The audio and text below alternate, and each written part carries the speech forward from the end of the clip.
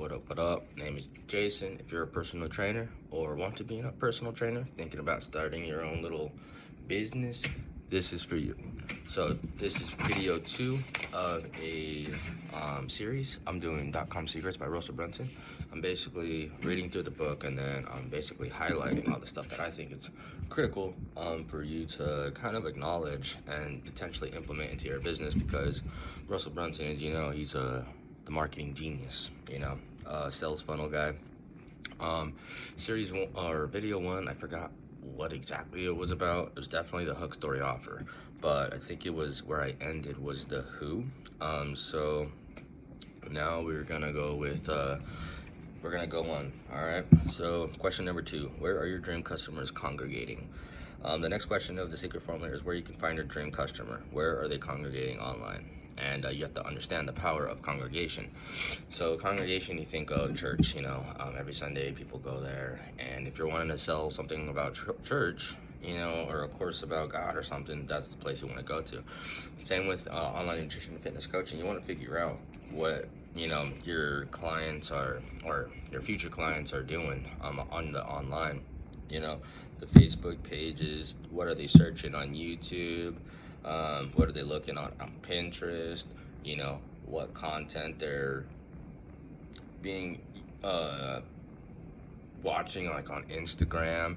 You kind of just have to like figure out what keywords you can search and figure out where a lot of your clients are. And then once you figure out where they are, you can kind of like get inside the program and provide value, you know what I mean, to where you can kind of promote yourself as a leader in the industry by specifically just answering a few questions that people have, like man, I've tried the keto diet and it doesn't work for me. And then you basically be like, well, the keto diet is not for everybody if, blah, blah, blah, blah, blah. And they're going to be like, oh, cool. And then you could also, I heard about some people that are going on Facebook pages and actually talking to the admins and asking them to like, basically, hey, I have something that could be useful to these people and it's free. Is it okay if I drop a link, throughout the course of, me being a member? And some of them were like, yeah. And then even some of them are like, well, we have advertising packages. And so like, if you have an advertising package, the Facebook admin, what you can do is ask them like, hey, do you have an advertising package? And sometimes they might be yes, sometimes they might say no. But if they say no, you could potentially offer them to be pay them $100 a month to basically not necessarily spam the people, but drop links and provide value, and then also have the links. But the thing is when you have a Facebook page or you talk to the admin, what you can do is say, hey, will you let me sell a course on here, and for all the people that buy the course, I'll have a link for you specifically, so you'll have your own affiliate link. So any sales that come from this website or from this offer from this page, I will give you the money, so you'll have your affiliate. So that's something you can think about, which I haven't done yet. I don't have a social media. I gotta get my social media going. I'm trying to grow my audience. I'm using YouTube. I'm looking for personal trainers or people who want to be personal trainers, and it'd be cool to link up with some people and then be like, I'm doing this, you should try this. And I'm gonna be like, what, have you tried this? And they're like, yeah, what, you're doing that, what? And kind of just like collab. All right, so that's the power of figuring out the congregation of your audience. Is just figuring out where they are and how to send out your hooks, or your bait to get them into your world.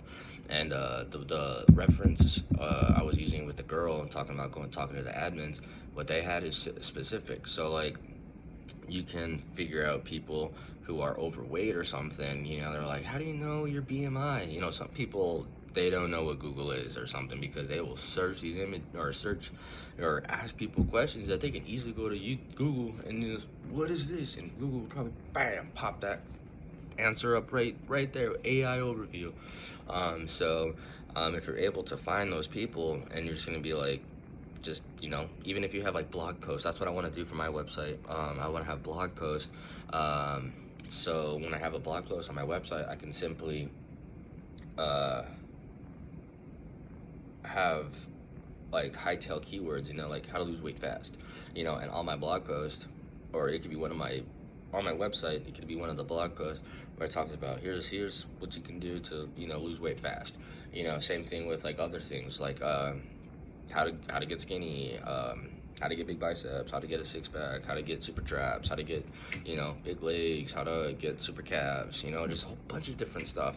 How to, you know, what to eat, freaking, the list goes on and on. But I can have those on my website, and so when people search it after a lot of, probably like a year or two of just, you know, high value content, and people, you know, you can sign up, you can ask them to sign up for your newsletter, which I want to do that also. I want to sign up for a newsletter, but it's like I just want to do an email newsletter for $1.99, and you can get, you know, somehow I want to lay it out to where you can choose the type of diet that you want, you know, you're on. Like if you're a keto diet, if you're a vegan, are you a pescatarian, are you, you know, a carnivore diet type person, you know, just, you know, you fill out a newsletter, and then you can choose what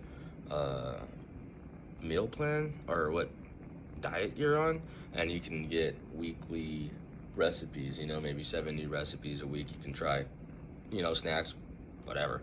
I think that'd be super cool. Especially too, it's reoccurring revenue. You know, you can just build this email list instead of people buying cookbooks and stuff. You just get 70 recipes that you could do, well, at least try one. You know, and I mean, I'm sure there's a way. There's millions of people who love food, love cooking, and if you can have one that's like specific to them, specific, personalized in a way, you know, like their diet, you know, they might just do it. So I want to throw that out there. All right, so I'm gonna go back to where they're congregating.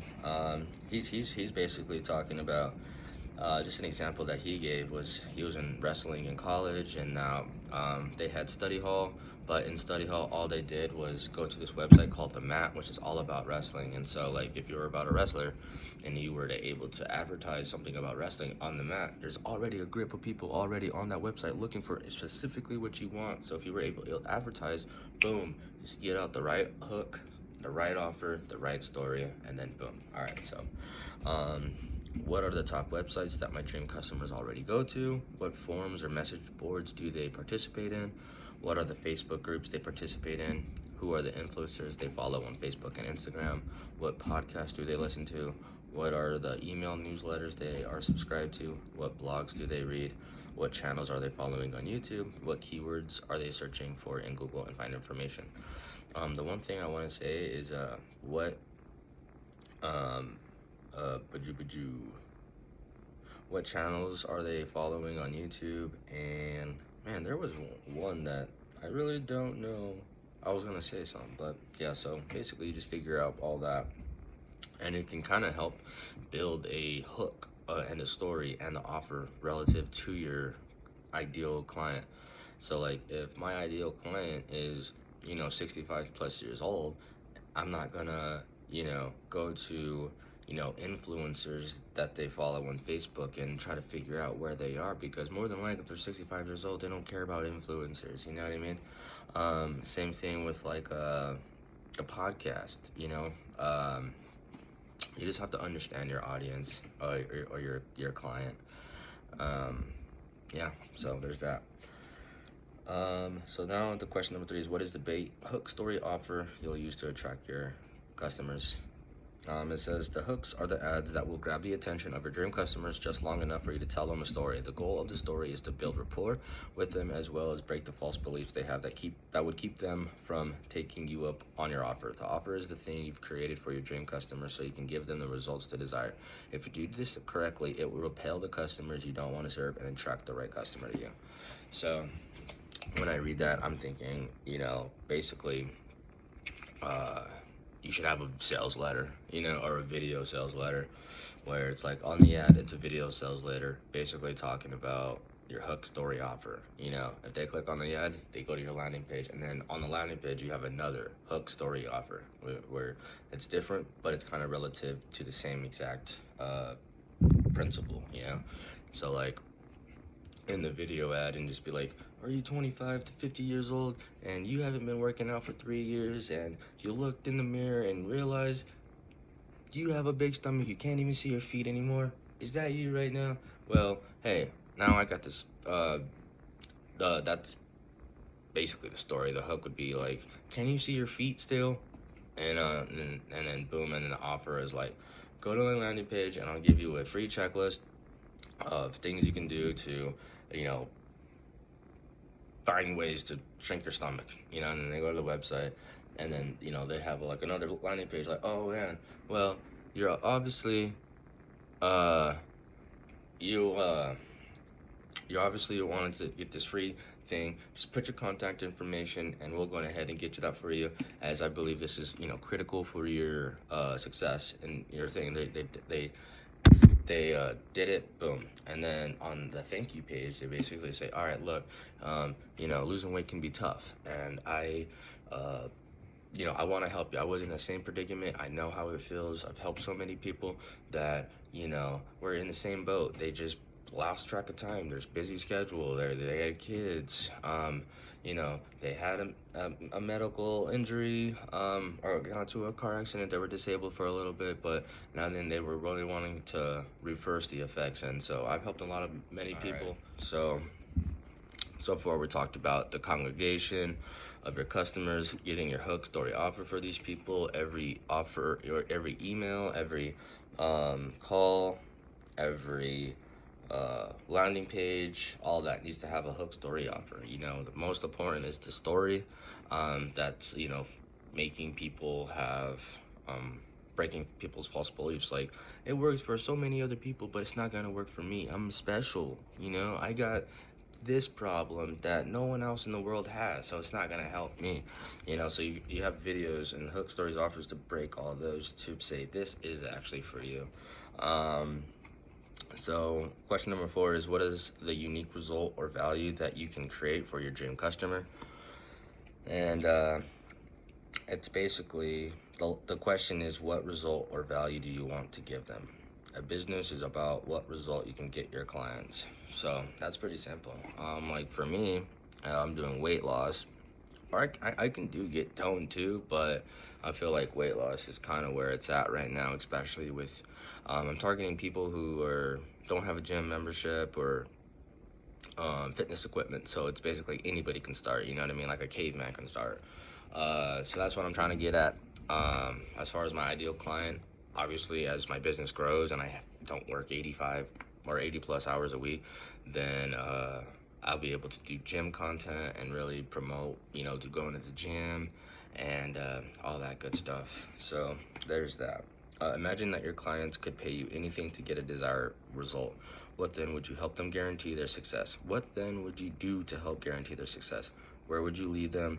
What does that place look like? Keep that place in your mind. It's the pinnacle of success for your clients. It's where you want to take them. The framework for this step is the secret formula called the value ladder. So, value ladder. That's the next thing. Who is your dream customer? Where are they congregating? What is the bait that you can use to attract them? What is the unique result that you can create for them? All right. All right, so you have to understand there are 2 ways to have the lowest price product in your market. The first is decrease the price of what you sell and cut out your margins of profit. The second is to increase the value so much that when you sell it for what it's worth, it seems inexpensive. To me, that is like a home run.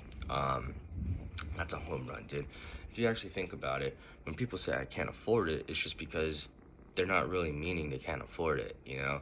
They're really meaning that your offer, if you will, or your service is not important enough to feel inexpensive. For example, if someone says, buy my iPhone, my just regular iPhone, no specials, just buy my iPhone for $10,000, they're gonna be like, I can probably buy 8 iPhones for $10,000. Why would I buy yours? You know, that's expensive. Like, that's stupid.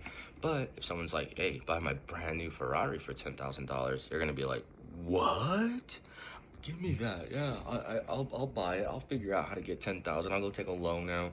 I'll freaking go ask all my friends and family. I'll go beg. I'll go do whatever I have to do. I'll do it. So if you think about it, that's the perception of your offer. So What it's saying right here is basically you don't want to be Walmart, and have the lowest price. They do still make profit. I'm sure they make killer profit, but they just have a distribution, logistic network or whatever you want to call it, to where they buy so much that you can get everything for cheap, or they do. And so they can just have a little markup on it and still have crazy amounts of revenue, you know what I mean? Profit and all that good stuff.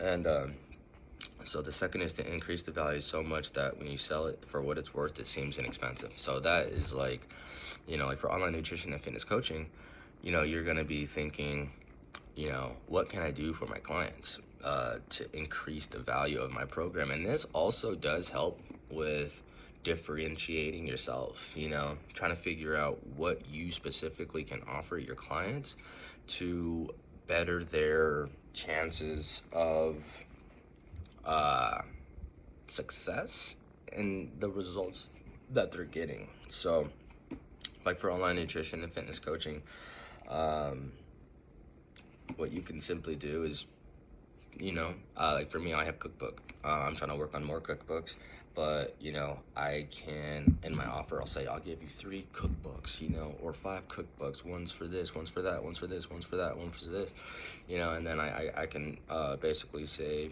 you join the community, just a whole bunch of stuff. Right now, I can't really think of how to make it seem so inexpensive because right now I'm charging 200, which is very typical. But what I want to do is I want to do a 6 month, because I have no clients right now. I have a lot of free people, which is free people. Get your first month free, but I'm done with that. It not only makes your clients feel like they're not investing anything, so they don't really care, like, oh, it's free.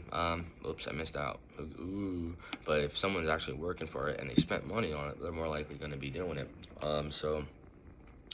As far as the increase the value so much that when you sell it for what it's worth, it seems inexpensive. That is something that you should think about. I should think about, and just figure out how I can differentiate myself from, being everybody else, and just figuring out what I can do to increase the value. Like I have one of the packages on my personal training or nutrition online program is $500, which is like super accountability, where I call you before your workouts, throughout the day. I send you messages. We have constant, like, I'm like becoming your best friend, dude. Um, so, um, So you can quickly change the value of a product by changing it into an offer and dramatically increasing its value by using stories and a hook to grab attention. But I want to go deeper so you can master the concepts for your own business. Each piece of bait you put on, such as ads, emails, landing pages, upsells, webinars, and phone calls, should include a hook, story, offer. Now, into your world. The way we do that is through a framework called hook, story, offer. Every step of your funnel should have a hook, story, offer. The ads you place in line, the emails you send, the landing pages you create, as well as any upsells, webinars, or phone calls. If something isn't working, it's one of those things: your hook, story, or your offer. So, for example, if you're not getting a lot of traffic, it's probably because your hook, story, offer. Or to your website, if you're not getting a lot of conversions, it's probably because your hook, story, offer. If your emails are not converting, it's probably because your hook, story, offer. It just all comes back to that, which I believe. I mean, it makes sense. If the hook is come get a free Ferrari right now, people are gonna be like, what? You know what I mean? And just like going crazy. Now, if you had something that says, pay $2 million for my Ferrari, they're gonna be like, keep scrolling, just keep scrolling. If you're selling a commodity, my definition of a commodity is something that someone can buy somewhere else. So basically anything that you don't have a patent on is basically a commodity. So online nutrition and fitness coaching, I'm sure there's a grip of people that they can go anywhere else. So there's that. There is no strategic advantage of being the second lowest price leader in town, but there is a huge strategic advantage of being the most expensive. So meaning that there is no benefit of being like Walmart, the cheapest, but there is the huge advantage of being the most expensive. Now, being the most expensive, honestly, it also relates back to those who have those who can spend the most on money, or most money to acquire a customer wins, which is basically like if you can spend $800 and to get a lead, then you're basically winning, because there are not a lot of people who could spend $8 to get a lead. So you're just going to keep on going, because if you can, and the only way to do that is basically each lead is worth more than that. So if you can, it takes you $800 to get one lead, but that one lead turns out to be, I mean, it varies based off lifetime value of each customer. So, yeah, if you have a lifetime customer and their value is like $3,000, so you can spend $800 to make $3,000. You're gonna just dump that, just dump it, and just make a lot of money later.